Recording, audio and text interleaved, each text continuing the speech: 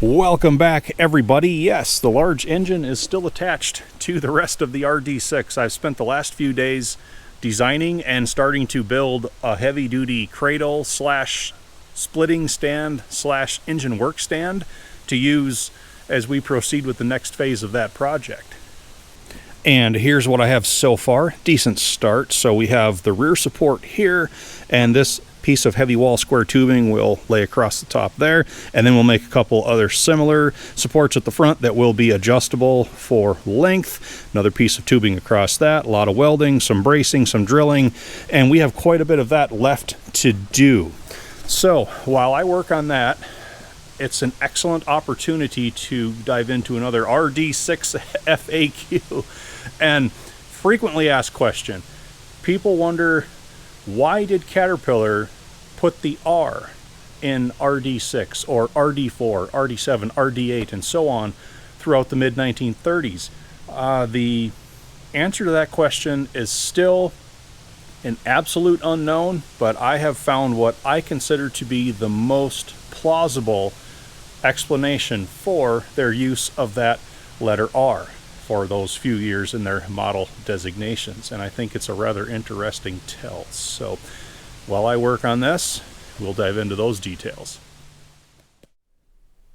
The most common urban legends that speculate about the origin of the RD that was used briefly by Caterpillar during the 1930s go as follows. The earliest story claims that the RD was a nod to Rudolf Diesel, the German mechanical engineer who invented the compression ignition diesel engine in 1895. However, Caterpillar itself admits that they had little to no real connection to the man, who died under mysterious circumstances in 1913, 12 years before the Caterpillar Tractor Company was formed. The second story has a bit more credibility to it, concerning an actual Caterpillar employee at the time named Art Rosen. Mr. Rosen had been pitching the idea of diesel engines and crawler tractors since before the Holt-Best merger in 1925, and went on to become the lead designer who developed Caterpillar's own first diesel engine, the D9900 that powered the Diesel 60 tractor in 1931. So accordingly, legend has it that the RD was to stand for Rosen Diesel. Yet another story creates a connection to the then President of the United States, Franklin D. Roosevelt, who was the architect of the New Deal program, which sought to re-energize the economy through aggressive road and infrastructure expansion. Accordingly then, Caterpillar's RD allegedly stood for Roosevelt Diesel, in appreciation of all the tractors and machinery that were sold and used under that program. Finally, there has also been speculation that the RD was taken from the state of Illinois' system of road districts, under which different areas were classified and often abbreviated as RD1, RD2, RD3, etc. Being that Caterpillar was based in Peoria, Illinois, and also because so many Caterpillar machines were now commonly used in road construction, a connection there seems to be possible. In my opinion, though, all of these stories have significant holes in them. I believe the connections made to Rudolf Diesel and Art Rosen make less sense when we consider that nearly half of Caterpillar's tractor models in the 1930s were still gasoline burners, and most of those used a solitary R in their designation, such as the R2, R3, R4, and R5. Another theory muddies the waters even further, trying to explain these gasoline R tractors as being the regular models, with the RD being the upgraded diesel versions. But to me, the use of the solitary R for half of the lineup breaks all connections with Mr. Diesel and Mr. Rosen. It also rather disproves the road districts theory, being that governments and municipalities were the very last to embrace diesel-powered machines. The fuel economy of the diesels made them favorites in the private sector, but governments still favored keeping gasoline as their sole primary fuel in order to supply their fleets of automobiles, trucks, and road equipment, all out of the same bulk tank. But the story I'm about to tell, and the one that I personally believe to be the most true, does have ties to President Franklin D. Roosevelt, although not in the positive way that the prior story told. But the main character is a man by the name of Byron Claude Heacock, also known as B.C. Heacock, but he mostly just went by Claude. Mr. Heacock commonly joked that no one would want to take the route that I took to get to the top. He was born in Kansas and started work on the family farm at the age of 7. He spent his entire youth in poverty, but was eventually able to leave Kansas and first settled in Michigan and then California. He educated himself through correspondence courses, went into accounting, through which he eventually landed at Caterpillar Tractor Company as an auditor around the age of 35. He quickly worked his way up through the ranks, earning the nickname the Colorful Accountant due to his quirky yet ambitious personality. He became the second ever president of the Caterpillar Tractor Company in 1930 and was determined to steer the company through the challenges brought on by the Great Depression. He pioneered the dealer network that we know today, turned Caterpillar into a global company with sales locations around the world, and was even instrumental in adopting the famous Caterpillar yellow paint scheme. In addition to all of this, technology and the machines themselves were also rapidly changing. The following words were spoken by Henry Howard, Cat VP of Sales at the time, in an interview years later. In 1934, there was an argument put forward by salespeople, led by myself, that the nomenclature of cats had to change from the likes of 60, 30, 2-ton, etc., which were originally designed to represent horsepower and weight ratings, to something more obscure that didn't mean anything. The problem salespeople had been having in previous years was that with development, tractors were no longer the horsepower or the weight they were originally allocated. After a considerable amount of heated discussion, it was suggested by Claude Heacock, CAT president, at a meeting that the new tractor, yet to be named, it became the R5, be named the Roosevelt 50. This appalled the salespeople present in that it was known that Heacock had a great hatred for President Roosevelt and his Depression policies, and made no secret of it, to the extent that it had been affecting sales in some areas. Heacock, in a fit of perversity, decided that Roosevelt was a good name as it meant nothing to him. The idea was shouted down and letters and numbers were discussed, with the basic ideas of a letter for gas tractors and another letter for diesels becoming the nomenclature, as well as the basic size groups of 4, 6, 7, and 8. Heacock handed down a decision that from early 1935, gas cats were to be prefixed with R and diesels with RD, with the size number behind the R and the RD. No one knows for sure, except Claude Heacock, why the R in the nomenclature was chosen, but it sure produces some conjecture, and the reasons have been forever lost with him, as he is now long dead. And that, in my opinion, is the most plausible, the most believable story behind Caterpillar's mysterious R model designations of the 1930s. Not only because it comes from the first-hand account of an individual who was there, who knew all these players, who attended the boardroom meetings, but also because it's the most human, the most flawed, the most imperfect. Despite our greatest aspirations and our greatest accomplishments, we at our core are still flawed human beings. We all have our faults. Mr. Heacock not being excluded from that group. And when we apply nostalgia to the past, we want to believe that all of these things had like the grandest of intentions behind them, or all of the stuff was so well thought out and there's all this meaning, when in fact it could be the most obscure things that go on to change the course of history.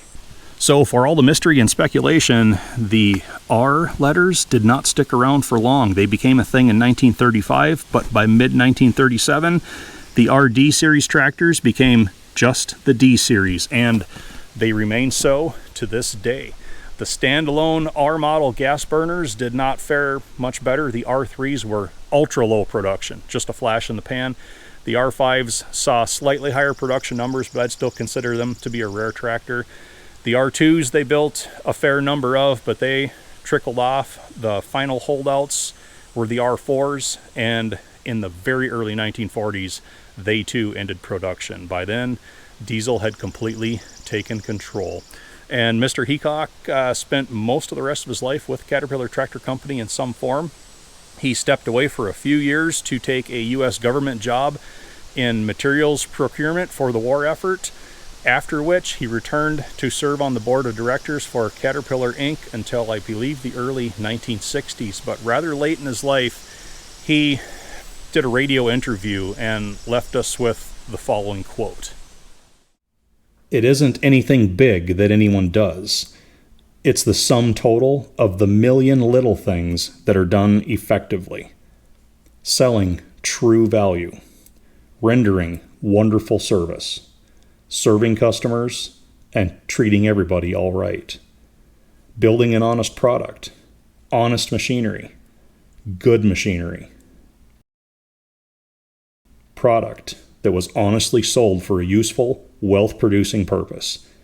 Taking care of little things, knowing that every big thing is made out of little things."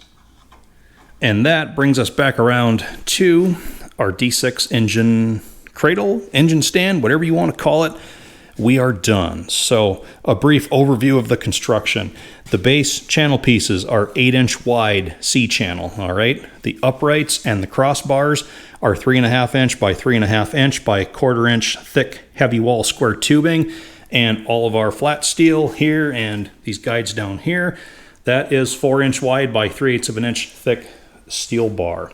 And the way this is going to work, we will jack the front of that machine up, take that mainspring out, and then with the jack still under the front, assemble the whole rear portion of this. We'll install this crossbar under the oil pan in the area where the mainspring saddles, and then let the machine down so the oil pan comes to rest back here. We can then take the jack out from under the front, install these two uprights with this crossbar, and these two bolts here come up through the bar, and they will thread into the mounting bosses at the front edge of the oil pan. That will primarily anchor the engine to this stand. It'll also work in conjunction with the way the oil pan saddles around that mainspring. That'll pretty much cage itself onto that rear support as well. I have these slots front and rear.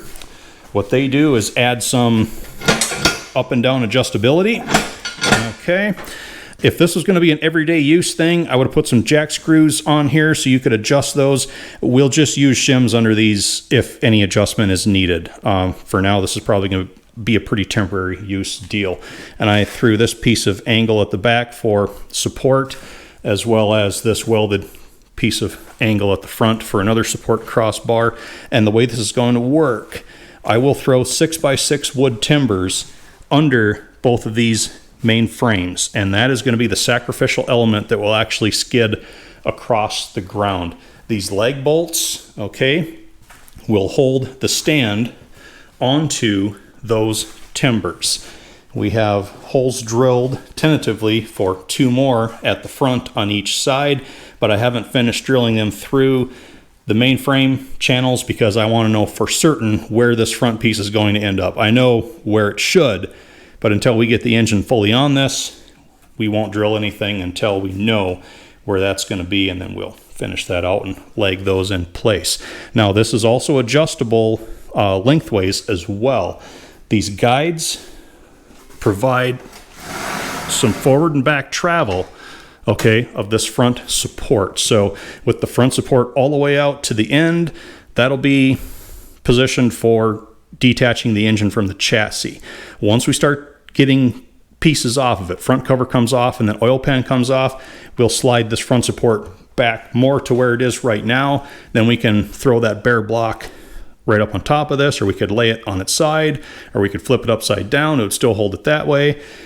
We've got quite a bit of adjustability built into this. And once we get this skidded up to the shop, those timbers come out, and this main frame here, they will just be sitting right down on the concrete floor. So I'm going to take this back apart and throw a coat of paint on it. I think I've got some surplus gray paint out in the cabinet that needs to be used on something. It looks pretty good on tools and supports like this. So we have rain moving in the next 3 days, so I won't be outside working on the RD-6 anyhow, so that's a perfect opportunity to watch that dry. And if the weather's right, we can go back and work on Catch 22 and see if we can make that run. One thing or another, I'll be busy doing something. So I hope you all enjoyed this episode. I tried to turn a boring metal fabrication video into something that's a bit more entertaining. Some people like the format, some don't. But we throw things up against the wall and see what sticks and go from there. So I thank you all for watching. I hope to see you all back on the next one.